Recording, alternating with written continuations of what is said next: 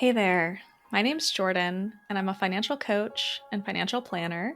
And today I'm your host at the Reimagine Wealth podcast, where we share imperfect stories about embodying our values, weaving just system level safety nets, and working to build the world that we want to live in, one where we all get to have our needs met and thrive. Let these be shared learnings that allow you to more deeply explore, experiment, and shift, and that allow us to unlock our collective knowledge.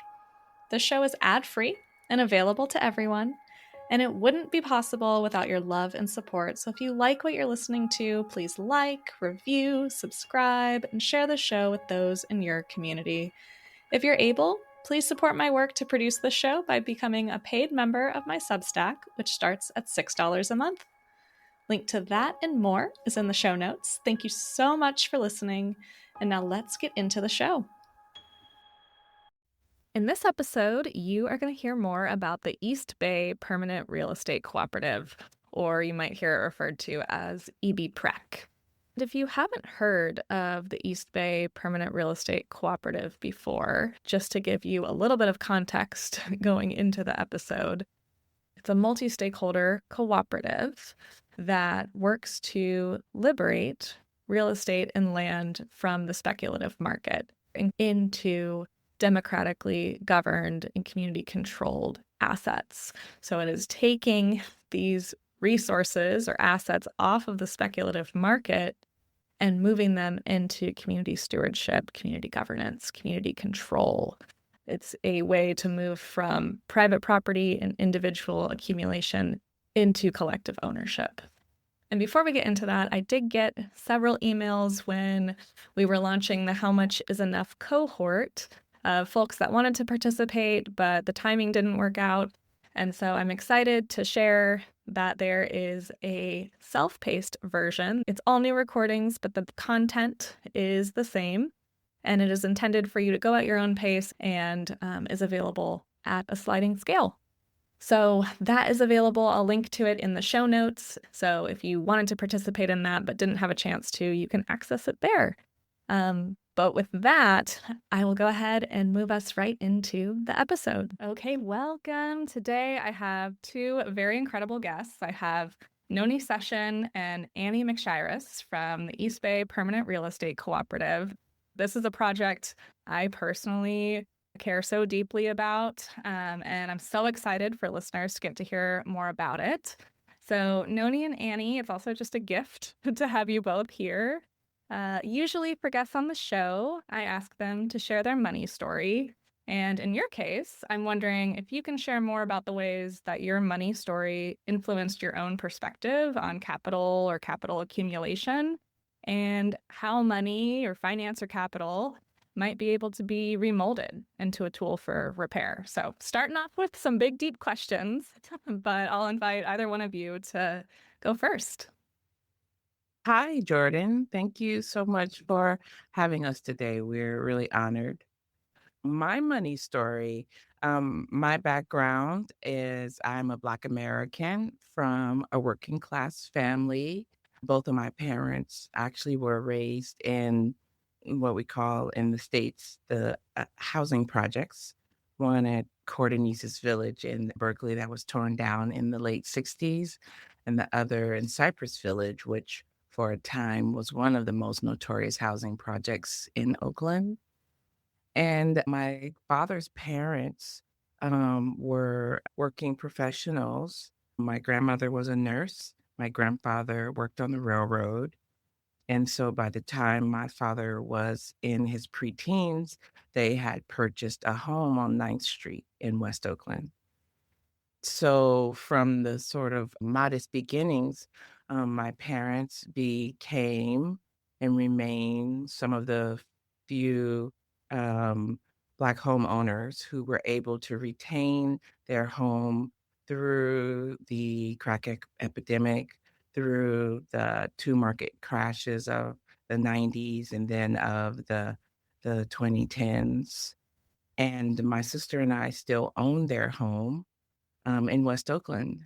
And these days they call people like us unicorns, which is a real statement about how in what an extreme manner Black Oakland was divested of all the gains it had made between the 60s and the 2000s. So for me, when we began to really form the vision of the East Bay Permanent Real Estate Cooperative in partnership with SELC, the Sustainable Economies Law Center, the idea of creating an economic, technical, and legal vehicle that would allow people of color, marginalized communities to both collectively own land, but stabilize that ownership into a state of permanence felt like not only an affirmation of what my grandparents and my parents worked for our family, but a formula for Black economic recovery, at least in District 3, West Oakland, and as we see now with the model scaling across the nation, many communities like ours, and even communities that seem unlike ours. Thank you. Wow, that is such a powerful intro. And Annie, I'll hand it over to you. Yeah, thank you for this question, Jordan, and wonderful to be here on this Reimagine Wealth podcast. I've been listening a bit since you all got started, so thank you so much for having us. I would say, in a nutshell, my money story as it relates to this work is as a fundraiser and resource mobilizer. I came into fundraising accidentally. Working first as an AmeriCorps volunteer in their Vista capacity building program to support development at a small food justice organization in rural New England, and have been doing this work ever since. Those were my beginnings in terms of learning how to raise dollars to support grassroots budgets and grassroots movement-oriented work, justice-oriented work.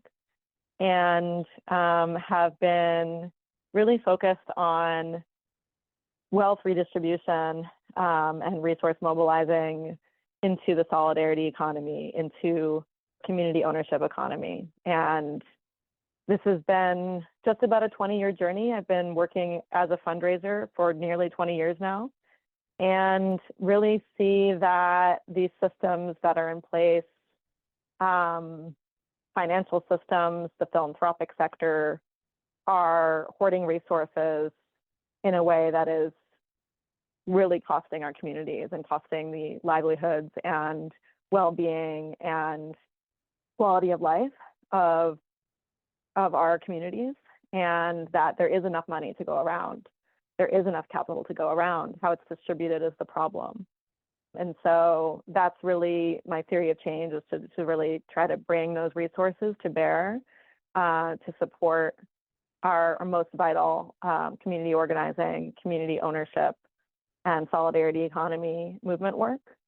And that's the work I've been doing the past 20 years. And I'm honored to have joined the team at EB PREC in 2020 to further that work for a more cooperative, just economy here in the Bay Area, California, the most expensive real estate market in the country, and really try to redistribute resources to support permanent affordability and community ownership for our communities that need it most. Thank you. I really appreciate, especially in your money story, Annie, just touching on, moving from fundraising towards facilitating community ownership. And I know in the JTIC fund, the guests, which EB PREC is also a part of the JTIC fund, the guests talked about how non-extractive lending and community ownership is a path towards sovereignty. And so I would love to just share more about EB PREC. So I'll pass it to Noni. Noni, can you share a little bit more of the lore of EB PREC? How did it come about? How has it evolved? And for people listening who maybe this is their first time hearing about it, how would you describe it? EB PREC, the East Bay Permanent Real Estate Cooperative. It's a funny little amalgamation of many of the best strategies that we've seen across the sectors. In like the specific definition, we are a people of color led, democratically governed land and housing investment cooperative.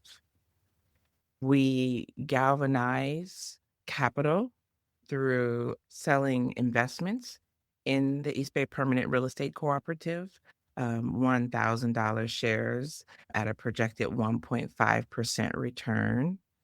At the same time, in parallel, we organize members of our community, Black and people of color members, marginalized members, folks who would not have an opportunity to own land individually or collectively if not for the efforts of our cooperative. We bring those two spaces of organizing together, organizing capital and organizing community, to develop community-led, permanently affordable, permanently decommoditized in terms of being an asset that we might resell, which we do not, real estate projects that are developed and designed to make an impact both on the resident owners or the commercial co-owners who are part of the acquisition, as well as the community in which we make the acquisition. So those, I'm referencing a set of value-based guidelines that drive our technical work.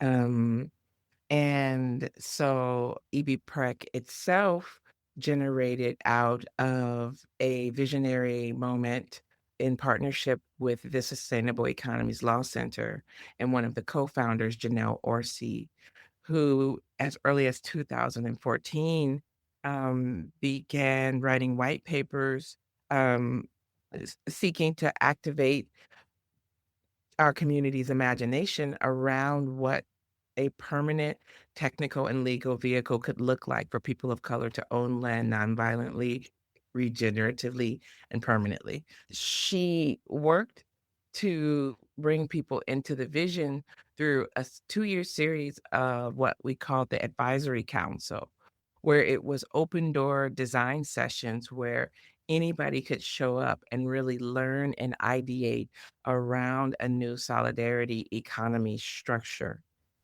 And that's how EB PREC found its co-founders, myself, Ojan Mobetshahi, Shira Shaham, at the time, Marissa Ashkar, and Gregory Jackson. 3 of us remain, myself, Ojan, and Shira. And at a certain point, while we were working as volunteers to help develop the idea, we realized that we had our first staff collective in-house. And Janelle and I launched a soft fundraising campaign. I mean, very soft. Like, we called supporters and we're like, hey, you have $1,000. Hey, can we get $5,000? And we hired the 5 of us as the first staff collective with a $36,000 budget in 2017. And so now we've grown from our little baby budget raised phone call to about a $2.3 million budget. We now have about 16 staff, and we're managing about $13 million in assets, which is equivalent to about 7 projects. And we have a couple of more in the pipeline for our capital campaign that we are running over the next 2 years. Really excited to see where the next stage of EB PREC leads. I am so excited to share more about that. And before we move into more about the guiding frameworks, when I first learned about EB PREC, I remember thinking, how does this, like, what does this actually look like? Because we're so used to just like affordable housing. That's the path that's presented. So is there any more you could share just to give folks more of a visual of like, what does this look like in practice, or like paint the scene for people who maybe have never seen something like this? It's so hilarious that you use the term scene, because anyone who's worked in a co-op, they know that decision making is a real scene. Sometimes it's taken us, a year to pass a proposal, and other times we've passed a proposal in like 6 minutes. So you really never know how it's going to go down. But the scene is one where we have a sort of trustee structure, right? So we have a board that has 3 or 4 appointed seats, a First Nations appointed seat, a Housing Justice appointed seat, a Black Bay Area Organization appointed seat, and, sorry, there may be one more that I'm blanking on right now. And then we have several elected seats, which is governance, finance, community owner, and resident owner. So we've worked from the initiating level to build a board that, though it abdicates most of its major decision-making power to the staff trustee body, it is our value-based and monitoring mechanism to assure that EB PREC stays on purpose, which is prioritizing the most underserved first, and to make our financial and technical and bureaucratic decisions on the basis of a set of value guidelines that are both more elaborated inside of our organizational documentation, but also represented in our 3 mission pillars: land without landlords, restorative economics, and heal people power. Okay. And then, parallel with the board is a set of bylaws that are cartoon drawings meant to really break the division between layman understanding and creating agreements that protect your organization, drawn by Janelle Orsi, that really makes a covenant with our owner body that we never use the land exploitatively. So, for example, if one of our projects becomes insolvent and we are forced to sell it, right of first refusal first goes to the collective who we made the acquisition with, and then the next cooperative that has similar land protections built into their bylaws, and then the next land trust that has similar protections built into their bylaws. Then, after the board and the bylaws, are the owner categories. So there are 4 categories of owner: staff owner, resident owner, community owner, and investor owner. And they all have a certain amount of votes in the co-op. And we gather in a member meeting once a year, but also every quarter we have a community owner meeting that all of our owners can attend, where they're updated on the status of projects. We field their feedback and support on any walls we're hitting. Most of the decision-making power is seated in the staff owner body. So we do the daily work of building the cultural, technical, relational, and capital base that enables us to get to acquisition in partnership with community owners and resident owners. We bring most of our decisions to one another for a vote, and some of the major spending decisions to the board and the community owner body for either a vote or affirmation.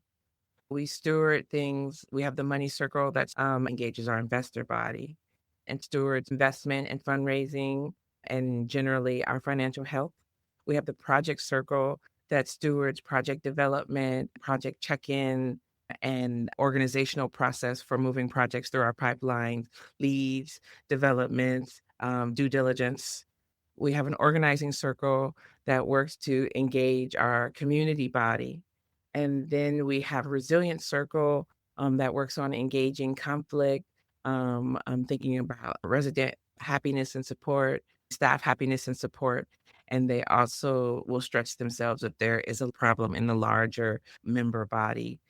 I think I'm leaving out a circle, but we have a lot of like growing subcircles. So I'll leave it there roughly for how we seat and play out our decisions on a daily basis. If you want to add anything, Annie, please do. Yeah, I would just emphasize, thanks, Noni. I think Noni's comments really get to the heart of the work that we do, which is how we do the work that we do is as important as what we're doing, right? So we're not only unlocking and liberating housing, land, and real estate for permanent affordability, and that's very similar to what a land trust does. And so we really were inspired by the land trust model to make sure that we were being very responsible in making sure that we were not contributing to the root causes of the affordability crisis, because we're bringing these properties into our cooperative and are required by our bylaws to never sell those properties, which means we're taking them off the speculative market and making them permanently affordable for our community members. So that's really the heart of the what we do. But as important as that, as Noni was just emphasizing, is how we do it, how we are bringing those properties into community ownership, how we are engaging the community to be a part of creating those solutions for themselves, how we are extending ownership and stewardship and control and agency to our member body, 600 people and counting. And so that's a really important part of our model, is that we are multi-stakeholder cooperative, and deep participation and deep engagement with those who are most impacted by the housing crisis and the affordability crisis, as well as the crisis of our cities and neighborhoods in terms of arts and culture and creating the kind of world that we want to be living in, creating a thriving and robust and beautiful neighborhood. We can't do that alone, and we can't do that in a top-down way. And so the way that we do it, how we do it, is as important as what we're doing. So I just wanted to emphasize that point, and that's a really important part of our model. Yeah. Thank you so much. And Noni, you did an amazing job painting that picture. And one thing that you touched on and mentioned was restorative economics. And I know that that's one of the guiding frameworks of how you all operate, that influences every decision and just the intentionality behind every project, as well as how that happens. And for listeners who are not familiar with this comes from Namaka Agbo's work, but I'm wondering, Noni, can you share a little bit more about what is restorative economics and how are you all working to apply that at EB PREC? Well, there's a lot of different ways you can turn restorative economics as a concept toward solidarity economy. For us, restorative economics, to take one step back, the term itself is explanatory. Restorative becomes a modifier for what we typically think of as what economy does and what it can do, which is move goods and services between members of a polity or a member body, right? And the way that we have seen it practiced in the last few hundred years is that there's always an extractive measure to the exchange, that there's a laboring body who sells its labor for hours.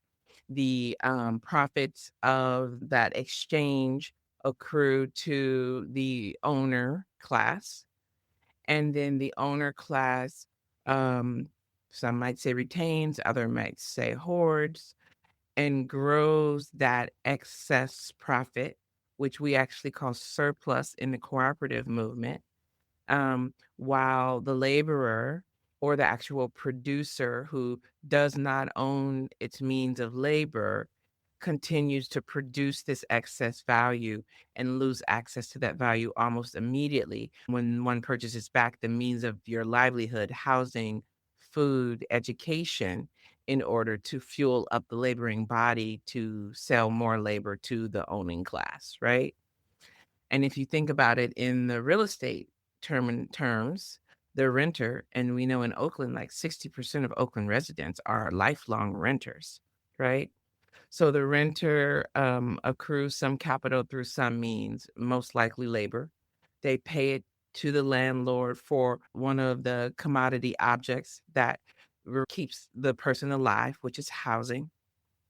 The landlord pays part of that to the bank, along with interest rates to the financial body. And then they accrue the rest of the value to the property that they own or to their own self or lineage. In that cycle, there is very little inherently built in expectation that that cycle of exchange feeds and fuels all of the members of that exchange relationship. So I got a little abstract on that so that we can locate what restorative economics implies is that the relationships of exchange refuel all of the members of that exchange relationship. So then in our case, when we're thinking about restorative economics, we recognize that um, many folks talk about um, restoration as the return of the thing that was lost, the repair, the reparations, right? And we think that the only thing that was lost is the concrete asset, land, and housing.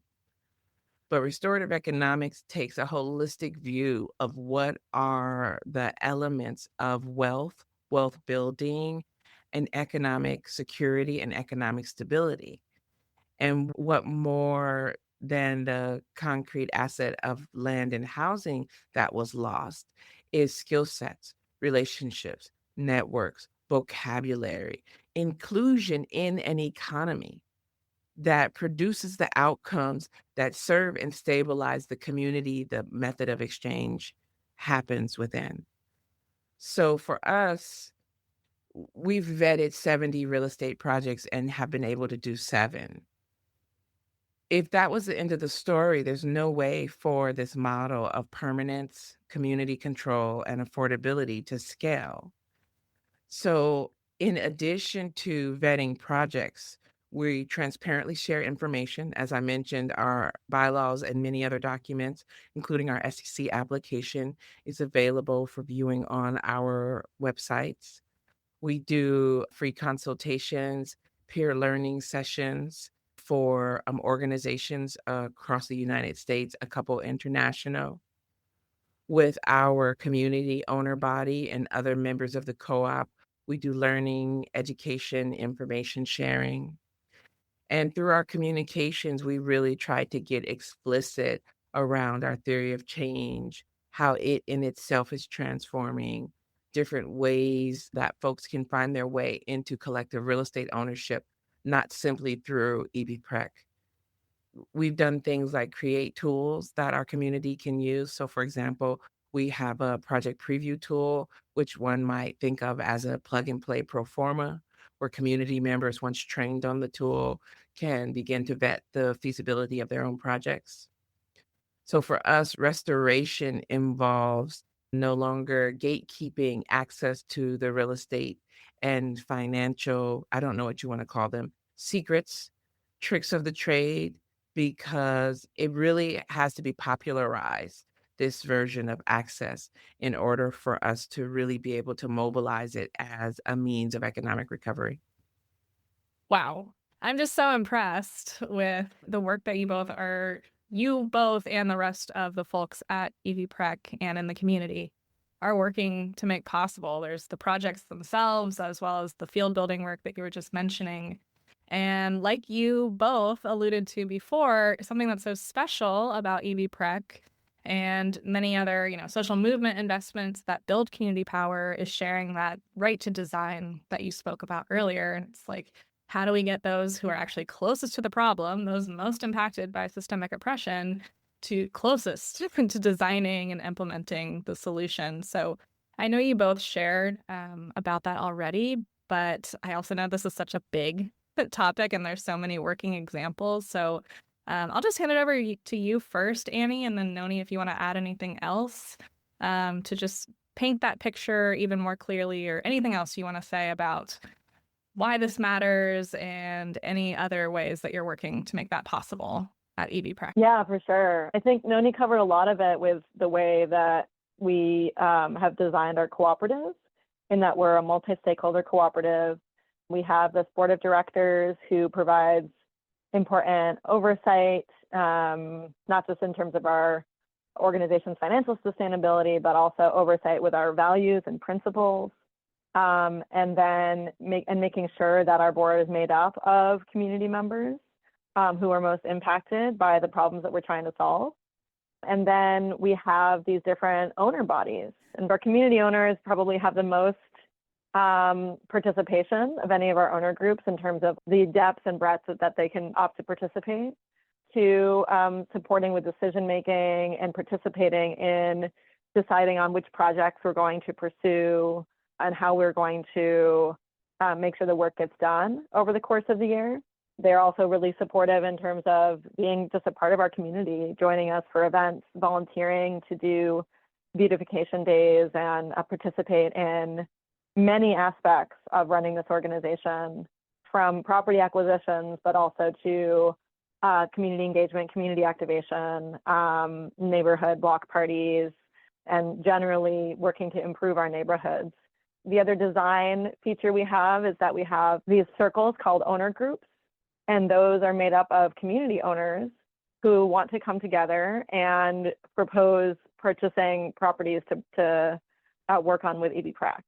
And so that's where a number of our residential properties that we have successfully purchased came out of, was tenants organizing in their own homes, joining EB PREC as community owners, and working with EB PREC to be able to purchase those properties. Two of our big residential properties, our first one, Co-op 789, came about through tenant organizing, as well as a property in Deep East Oakland, 10-unit apartment complex, Pippin Street property. And that came about through community members and people who are already community owners of EB PREC, seeing that their property was up for sale and working with us to purchase it and be able to permanently stay and have permanent affordability and ownership. And so those are some mechanisms that we bring community members and tenants and residents into our cooperative design and into our organizational design. The other really important piece that I'll touch on in more detail later, but I want to just name right now, is our investor owner body, who purchase shares in our cooperative at $1,000 per share. It might be a piece of their savings. They're members of the community and they want to see a change made. And so they can actually actively support our work through this crowdfunding model that we launched, which is called the direct public offering, that we can actually offer investment shares to community members who are non-accredited investors. And that was a really big deal that we were able to do that. We were the first real estate cooperative, I think one of the first multi-stakeholder cooperatives to utilize this tool called the direct public offering. And that was all of the work that we did to get certification and qualification from the SEC to be able to sell shares to the public, to folks that are not already wealthy, right? And so we bring in investors from $1,000 to our largest investor today has purchased 500 shares. So we can work with all types of people, from more modest means to wealthy individuals who want to support the work we're doing through purchasing shares and being able to contribute financially to our ability to purchase these properties. And so that was a really important piece of our model as well, because we could extend both the financial benefits, and because it's an investment, so they receive dividends annually and they're receiving the money back at the end of their term. And we could bring along a larger set of people who may not be able to take the time to participate on a regular basis in decisions that we're making or in some of these community events or block parties, but they do want to contribute financially and support the vision and move money out of Wall Street.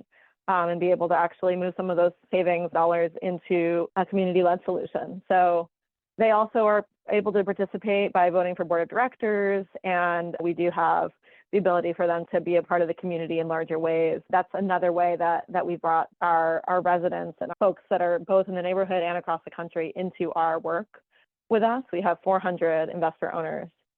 And then we have a staff body of worker owners, and so that's the worker cooperative model, where we make decisions democratically, and we have a consent-based decision-making process. And we have 7 worker owners or staff owners, and then other staff members are candidates. So those are folks that are working towards staff ownership, but are newer members of the staff collective. And then, of course, our resident owners. And so those are the folks that live and work in the properties that we've purchased, that we've liberated, as we say. And they have the ability to make decisions that impact their specific individual properties. And so that's really, it's a shared ownership model. It's a shared stewardship model.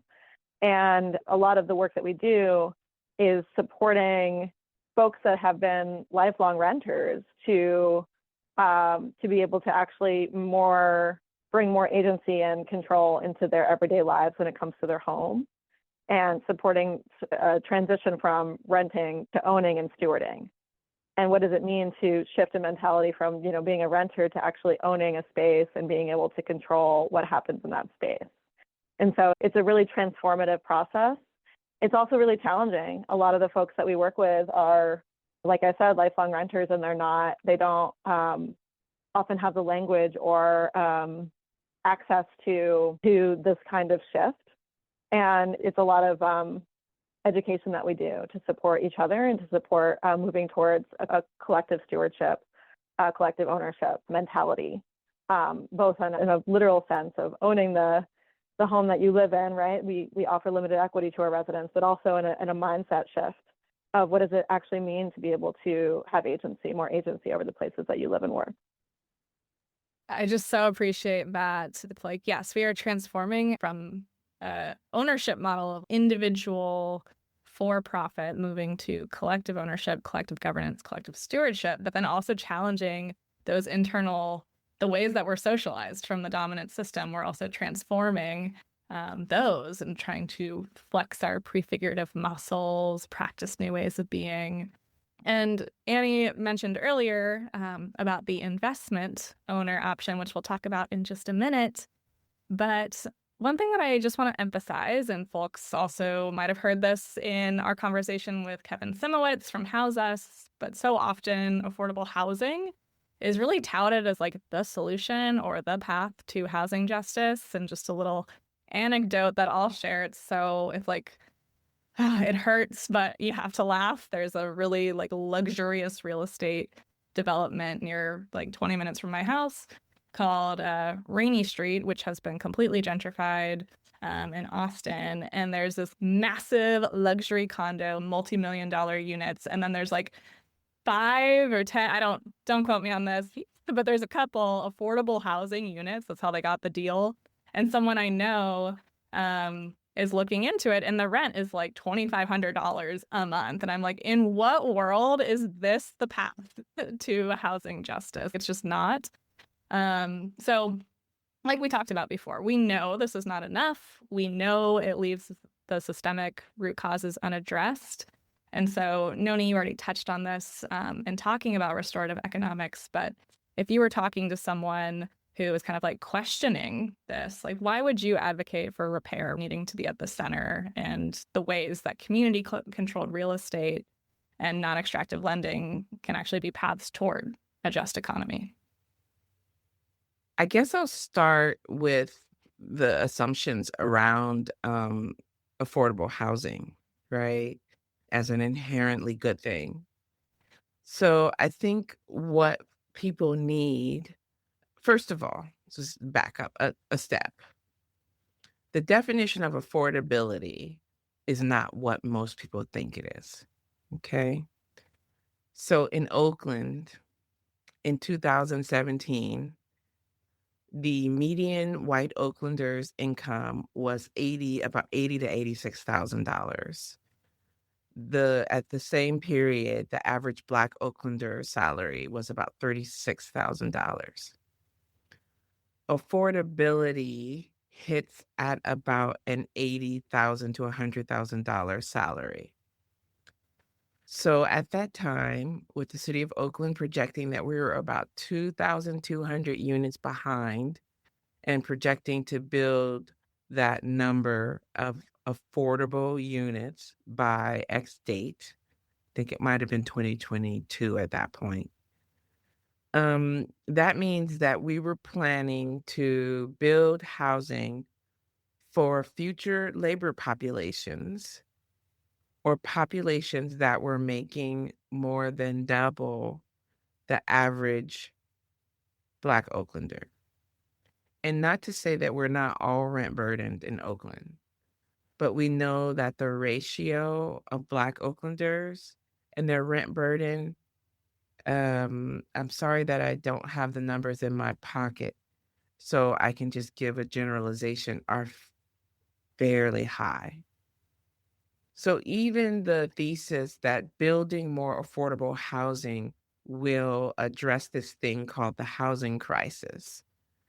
And despite the fact that most developments going up are more like 75% market rate. So now if affordability hits at 80 to 100,000 salary, market rate is the numbers are out of the range of most Oaklanders, black or white, right now today. Okay, so that just sets that the whole premise is structured to actually not serve the population that the term affordable housing implies it will serve. Okay? So for excuse me, I didn't finish my final sentence about market rate housing. They usually, to get their entitlements, have about a 15 to 25% demand to add affordable units to the whole market rate housing scheme, not in a negative way, in a neutral way. And that usually turns out to be about 10 to 20 units out of the whole development. Okay, so finish that last thought. So now, if we take affordable housing and the terminology that it implies, that we would be serving old grandmas and single moms and low income people who are working at rates of, let's say, $36,000.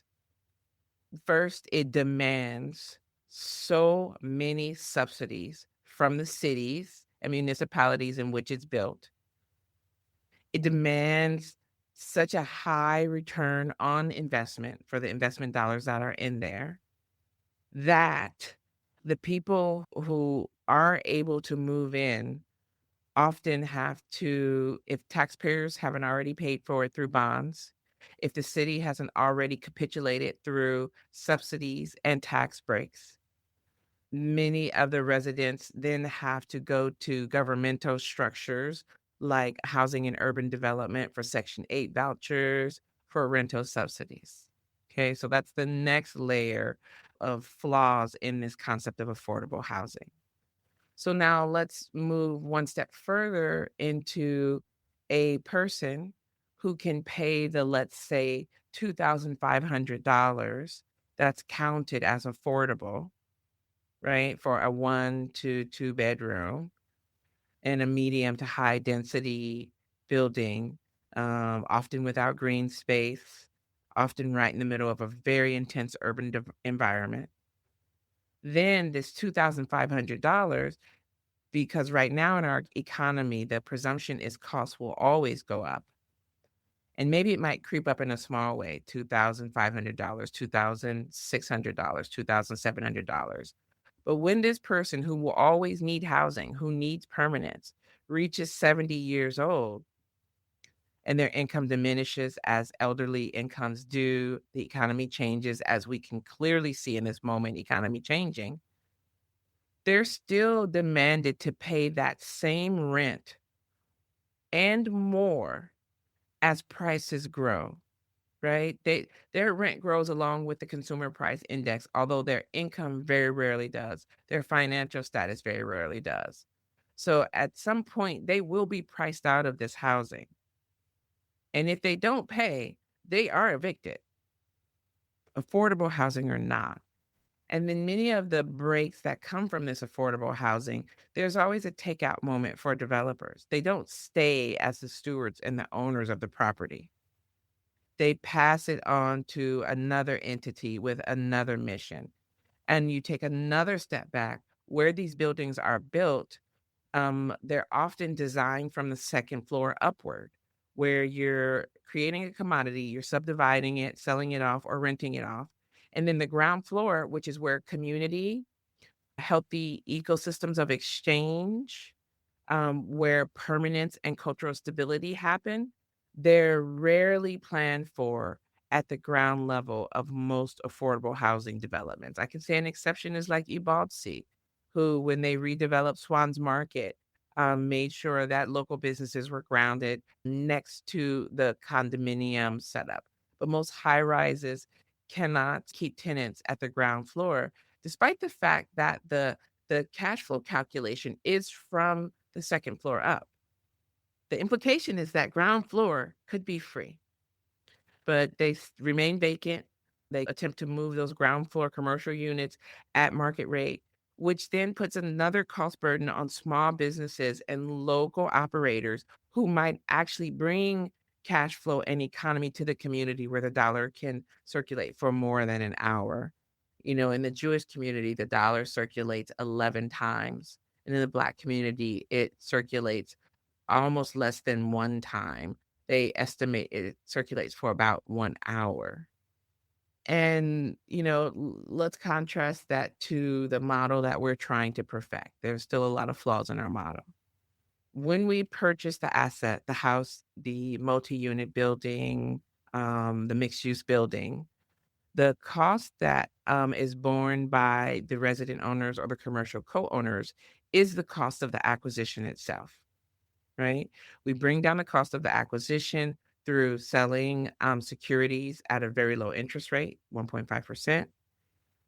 We also do a lot of our own construction management. We also don't pass on the cost of all of the cultural and project development to the resident owner as part of the cost of paying down the project as much as possible. Some of our larger projects, we are starting to fold in a small developer fee so that we can continue to make sure the co-op is solvent. And then as we pay down the cost of the project, meaning to the investors, their equity, or to the mission-aligned lender, we often don't take mission-aligned loans over 3 to 4%, unlike many affordable housing developments, which are run from 11 to 22%, depending on where they're getting their money from. Hard money is very expensive. But even market rate commercial mortgages are very high. We're talking 5 to 7%. 5%, you're doing great if you find commercial dollars at 5%. As we pay down the cost of the acquisition, the cost to the resident owners goes down concomitantly. And at the end of paying off the project, what is left is maintenance, improvements, emergency fund, and that is the cost that the resident owner bears. The same as you and I, when we buy a house and when our house is paid off, then we remain with the taxes, emergency fund, and maintenance. That is where, if you will, the takeout for our regular everyday people happens. That you're not paying $2,500 until you're 80 years old and having to eat cat food to maintain your rent, right? Or moving also in with your cost burden children, right?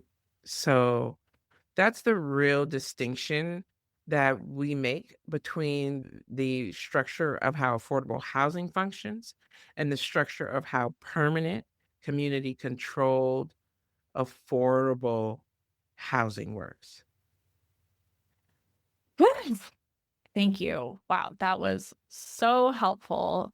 And I would love to kick it over to you, Annie, because Noni talked so much about the project and how the real estate and the land kind of touches on being remolded into a different system. And so I'm curious, when you think about investing and investment, that's typically through a very extractive lens through our dominant economy. So when it comes to investing with the lens of repair, what does that look like to you? And can you share, you both have already done an amazing job touching on it, but can you go a little bit deeper into how you all have structured that? Yeah, for sure. I just want to name that, to Noni's point, we designed our investment strategy to specifically support everything that Noni just shared around being able to keep the cost of financing as low as possible so that we can support permanent affordability for our resident owners. And so what investing through our model looks like is non-extractive. And so we define non-extractive as not taking more from the community than you put back in. And investors can support EB PREC by purchasing shares at $1,000 per share, and they can purchase, as many shares as they want. Like I said, our largest to date has been 500 shares purchased, so $500,000. And they each get one vote. So regardless of the amount of money that an investor puts into our fund, they get one vote. So an $1,000 investor gets the same one vote as the $500,000 investor. And so that is another piece of our model that is highly democratic, more radically inclusive of all the types of people that want to invest in EB PREC, from more modest income to wealthy individuals and institutions. And so reparative, what does reparative investing look like? That's a trickier question to answer. Some of our colleagues that supported the creation of EB PREC argue that any kind of investment or loan is inherently extractive, and the only reparative funding or money that can go into these kind of projects are grant funding or donations, where you do not expect any return and you are really giving over dollars into these projects. And the idea around reparative is that it is repairing harm that had been done, right? And so we know this country, these communities were greatly harmed by extractive real estate, extractive finance, extractive and racist city urban policies, urban renewal that decimated our Black and brown communities from the 60s through the 80s and 90s. And still today, the repercussions of that are very felt. One of our biggest landmark projects is to revive the 7th Street corridor in West Oakland, and to be able to support the repair and the revival of this historic corridor that has been really decimated by eminent domain, urban renewal, and a racist city planning and financial and real estate decisions. And so repairing that corridor would probably mean dollars being reinvested into the corridor with no expectation of return. And so that's where I think we really try to find a balance in the way that we bring capital in, and really try to really emphasize that the investments we're bringing in are inclusive of these non-extractive investments, these shares that we sell, inclusive of donations and grants, and also inclusive of a different kind of investing time and energy, and showing up for our beautification events, showing up for community-led meetings where folks can really invest time and energy and participate in our model to support and participate in the solutions that we're trying to put forward. And I'm really thrilled that I get to lead this organization in finding and redistributing wealth.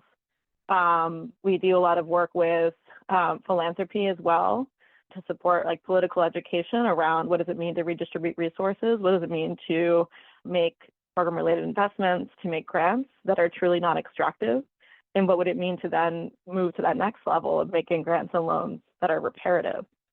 And so it's being in relationship with the investors and the funders that we work closely with, and bringing them into our body of community members and community owners to be able to work on these problems together, and really think differently, change our mindset around what does it look like to actually be a partner in investing in this work, and not just have it be transactional and extractive. And what you are just talking about, Annie, reminds me, when we were preparing for this, I was reading the book The Sum of Us by Heather McGhee. And in that whole book, the theory is that zero-sum thinking makes everyone, including white people, worse off. And so I really view EB PREC and all types of community-controlled real estate projects that work in a cooperative way as something that benefits everyone, right, including those who have wealth and power. And so I would love to hear from each of you. Maybe we can start with Annie and then pass to Noni, but truly whichever one of you wants to go first. In what ways do you see this as being not a zero sum, but a benefit for everyone, including those who benefit from our dominant economic system? This is a really important question. Thank you so much for raising it. And I think fundamentally, we know that our extractive real estate and financial system, our racist systems of oppression hurt everybody.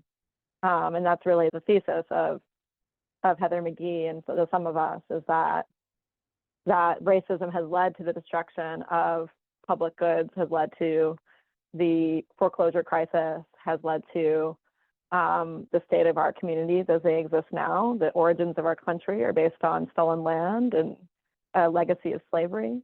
And so we know that everybody is brought down by this destructive system of racism and capitalism. And so I think for EB PREC, we are wanting to bring people together to solve these problems collectively.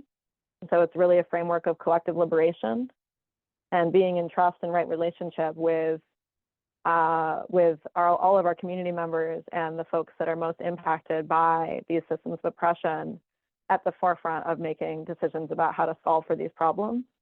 And that a rising tide does lift all boats, in that when we create better communities, when we can reinvest in neighborhoods that have been decimated, and when we can create permanent affordability for our neighbors in our community, it really does positively impact everybody, including those who have, hoarded wealth and been able to profit from the destructive decisions of the past. That zero-sum thinking of the past doesn't work to create a community that works for everyone. And so we're trying to change the way that we solve for that problem by including everybody in solving for it. And so, a wealthy white person can invest in our model and have one vote in participating in the solutions that we're creating with East Bay Permanent Real Estate Cooperative. But being in right relationship with all of our members means that they are working with us to prioritize Black and Brown Oaklanders who are lower income, who have been the recipients of this destruction. And yeah, I think really collective liberation and being in right relationship with the full community allows all of us to benefit from the work that we're doing. Noni, anything you want to add to that? I guess I'll just say a little bit more about mutual aid, for fear of being redundant to things that Annie has already covered, right? But our charity structure in the United States is, in some ways, we know, disingenuous, right? Some of the initial laws around sheltering capital comes through philanthropic and charity laws. We also know that there is a bureaucratic and organizational history of charity being used as a tool of surveillance and control and coercion for underserved and under-resourced communities. So there's so much runoff, if you will, from charity, both outcomes that are skimmed off to continue to grow other folks' wealth, but also like the sort of like neurological, social, and cultural outcomes of continued oppression through the language and the gestures of charity, that it it almost becomes a toxic concept in a movement like a solidarity economy movement. And mutual aid asks of us another posture toward exchange, toward spreading resources toward our underserved neighbors, and toward understanding even our own selves as underserved in some particular ways. So when we ask ourselves, like, why our polity, why our cities, why our citizens are so fully disinvested, it's because we're missing the posture of power within our service, goods, relationship, and information exchange. There's the givers and there's the receivers. And to shift out of that posture, that means we're all givers and we're all receivers.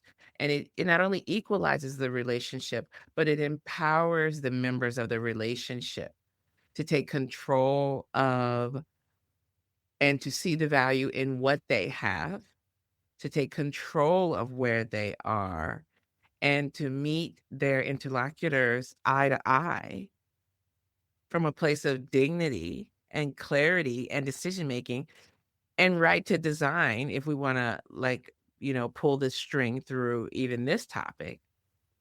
That is actually, we know the formula for building stable communities and strong outcomes. Every community in the Bay Area that is stable and strong, it's because it's full of empowered people who share a pot of resources that they give and receive to one another, in an inclusive manner. Charity creates the opposite outcomes than we want if we're talking about economic recovery, if we're talking about recovering sovereignty, if we're talking about creating stable organizations that have invested, empowered people to hold them up generationally. So I think that would be my contribution to thinking about how destructive, this sort of conventional mindset can be to our futures. I love that. And something that I talk with clients about, and even in my own relationship, is like, we don't have to hoard as much wealth in an economy that just gives us what we need and cares for us. We don't have to mask. We don't have to position ourselves or try to have power over others so that we receive something that is not just a human right. And so it's actually a way of creating a better future for ourselves and our loved ones as well. We all get to eat from the same table. So thank you. Really appreciate that. And I would love to hear more about, because there's a capital campaign going on that I've heard a little bit about, and I'm wondering if you both could share more about this capital campaign that's going on and how people could get involved. Yeah, so we are at a point where we have done a lot of really awesome projects over the last 8 years. We are well into our biggest project, which is the Esther's Orbit Room project and the larger revival effort on the 7th Street corridor in West Oakland. And we are looking to raise $10 million over the next 2 years to bring in another set of properties into our portfolio for collective liberation and community control. We're really excited about everything that we are working towards. We are looking to purchase a property at the end of the 7th Street corridor, which we're calling the lot right now, but it's going to be an urban green space and a spot for farmers markets and pop-up businesses and healing for our community on the 7th Street corridor, really focusing on the entire block to be able to activate and bring community into. We are really lacking in green spaces and spaces for people to just exist and be and breathe. So we've got site control over this lot at the end of the 7th Street corridor, which is currently vacant and is for sale for $2 million. So that portion or capital raise, $2 million plus the cost of improving it, building gardens, and starting the work of stabilizing it and getting it ready for affordable housing. That's a $3.2 million project over the next 2 years. We have a number of other projects that we're looking to launch in the next 2 years. And we are really excited about some of these projects coming up, which include archiving the history of the 7th Street corridor through a museum that we're going to launch out of the barn, which is our office headquarters, and then bringing in a number of new residential acquisitions that will support our tenants who are organizing to purchase their own homes where they currently live as renters and looking to get our support to make purchases to be able to live permanently and in place. So we have a number of different ambitions the next 2 years. I feel like I just scratched the surface, but I want to allow Noni to give a little more detail and context to some of our biggest projects before we run out of time here. So I'm going to pass it to you, Noni, to share more maybe about the museum and the 7th Street corridor efforts. So I guess I'll start with one of the questions that some of our members have is, are we moving away with this capital campaign being focused on the 7th Street corridor, which is a commercial and mixed use um, vision that we've been moving along the 7th Street corridor. So mixed use does involve housing above. Um, some of our members are wondering if we're moving away from housing. Never, never, never, never, because we believe that the recipe is to bring down the cost of housing so as to create permanent, affordable, community controlled housing that is communities. That's how communities function, how they live generation after generation, and to provide a commercial setting in which goods and services can be exchanged within the community for a respectable duration of time. That means we're building an economic base for the people who live and work in the community. So this cycle of our raise, 2026 and 2027, is meant to put one of the cherries on top of our commercial mixed use project, Esther's Orbit Room Cultural Revival Project, which is centered around the historic blues venue, Esther's Orbit Room, known nationwide, but also to uplift all of the cultural spaces and cultural activities that must and can be accompanying a historic music venue. So to the right of the historic Esther's Orbit Room, there is the Blues Kitchen that will bring hot regenerative food back to the corridor. Um, a little bit more to the right of the courtyard in which you find Blue's Kitchen is the gallery, which will allow artists and small operators to merchandise their work, their artwork, their vintage work.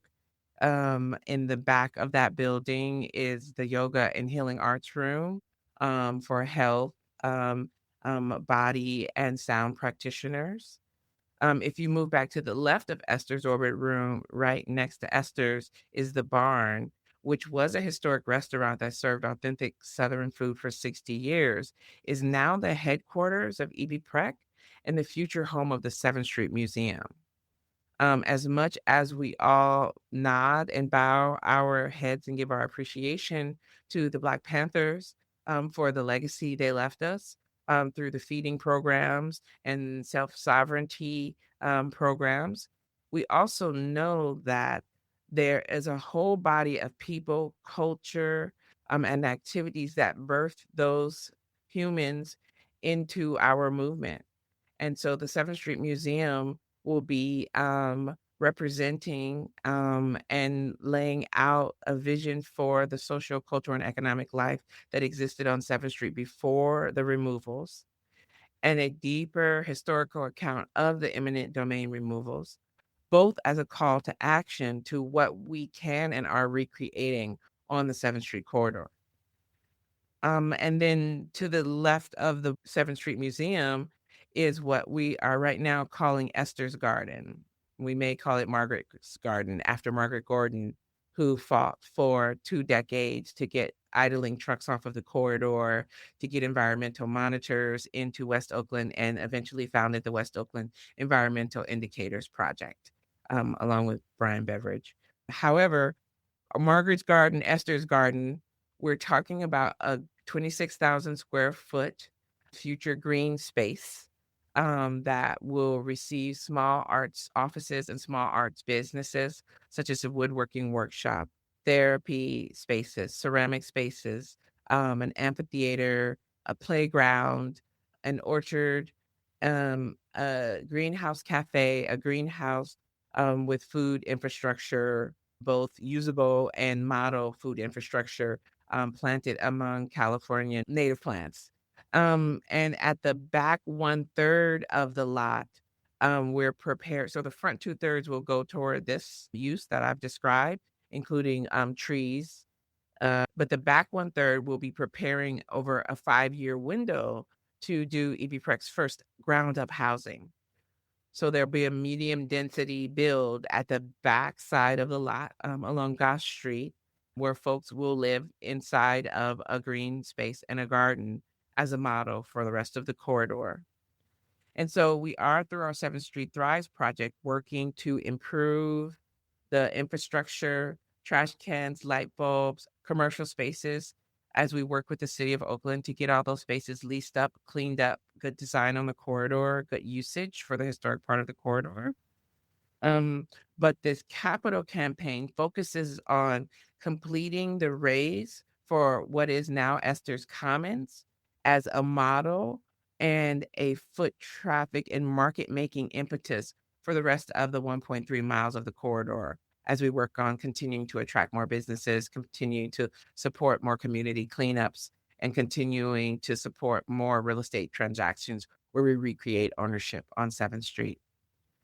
So that's the one reason why the raise is at 10 million. The green infrastructure project is a $3 million project. We are also supporting continuing to finish the rehab of the Omni Commons, which is a radical organizing hub we took out of foreclosure in partnership with our nonprofit affiliate, Cali Collective Action and Land Liberation Institute. And we're also, as I mentioned at the beginning of my comments, looking to purchase 2 more residential projects as we purchase the lot for the green infrastructure and finish our rehab and turnover of the Omni Commons. Oh my gosh. I don't even have a word. Like, wow, that's The word could be, do you guys sleep ever? I am wondering that. How do you do it? And yeah, maybe that's something if you want to touch on that at all. We do take turns. We do, our third mission pillar, Heal People Power, really wants us to attend to violence, not just social interpersonal violence, not just outside of our cooperative, but inside of our cooperative as well. And we know the workplace can be a violent place.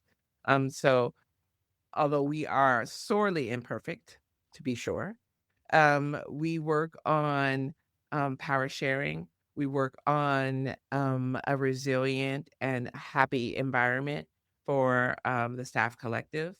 Our full time is a 30-hour work week. To be sure, some of us work more than that, but it's a choice more than a demand.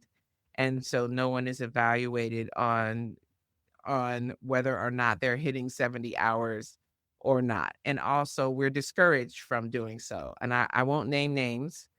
I'm glad that people can't see who I'm pointing at. But folks Not who, you. yeah, definitely not me.